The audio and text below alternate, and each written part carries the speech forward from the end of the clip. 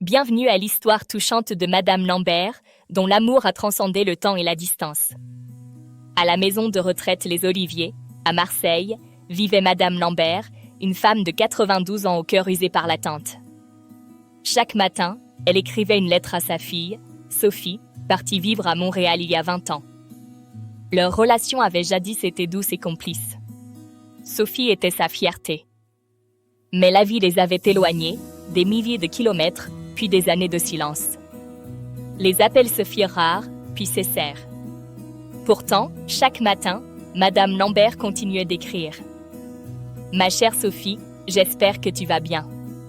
Le soleil brille aujourd'hui sur Marseille, et je pense à toi comme toujours. » Mais elle ne postait jamais ses lettres. Quand une aide-soignante, Claire, lui proposa de les envoyer, Madame Lambert secoua la tête. « Non, ma chère. Elle ne lirait pas. Elle a sa vie, là-bas. Moi, j'ai mes souvenirs ici. » Elle n'écrivait plus pour être lue, mais pour ne pas oublier qu'elle avait aimé. Ses lettres étaient son souffle, son lien fragile avec le passé. Chaque mot était une caresse adressée à une absence. Un matin, le personnel la trouva paisiblement endormie pour toujours, un léger sourire sur les lèvres. Sur sa poitrine reposait une lettre ouverte, écrite d'une main tremblante. « Ma chère Sophie, si tu lis ces mots, c'est que je ne suis plus là.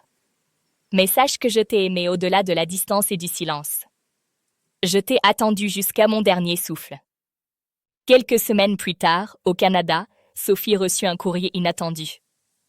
En lisant la lettre, les larmes lui montèrent aux yeux. Elle comprit tout ce qu'elle avait manqué. Ce soir-là, elle alluma une bougie à sa fenêtre et murmura « Pardon, maman. J'arrive. » Et dans le vent de Marseille, on aurait juré entendre une voix douce répondre « Il n'est jamais trop tard pour aimer. » Cette histoire nous offre de profondes leçons bibliques pour les parents, commençant par aimer sans amertume. L'amour est patient, il est plein de bonté. Les parents doivent aimer leurs enfants avec patience, sans rancune. Madame Lambert aimait sans reproche, jusqu'à la fin. Son amour était pur et désintéressé. La deuxième leçon est de pardonner, même dans le silence.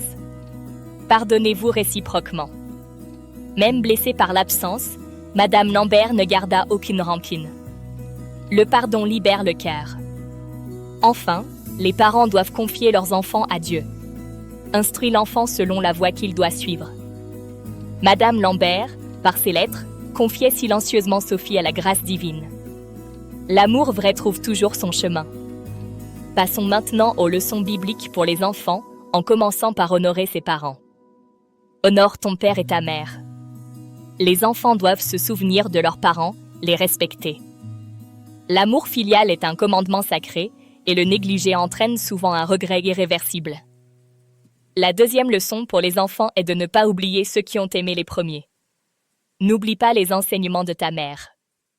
Sophie avait poursuivi sa vie, oubliant celle qui l'avait portée. Il ne faut jamais tourner le dos à ses racines. Un appel, une lettre, une visite peuvent être une bénédiction pour une âme vieillissante.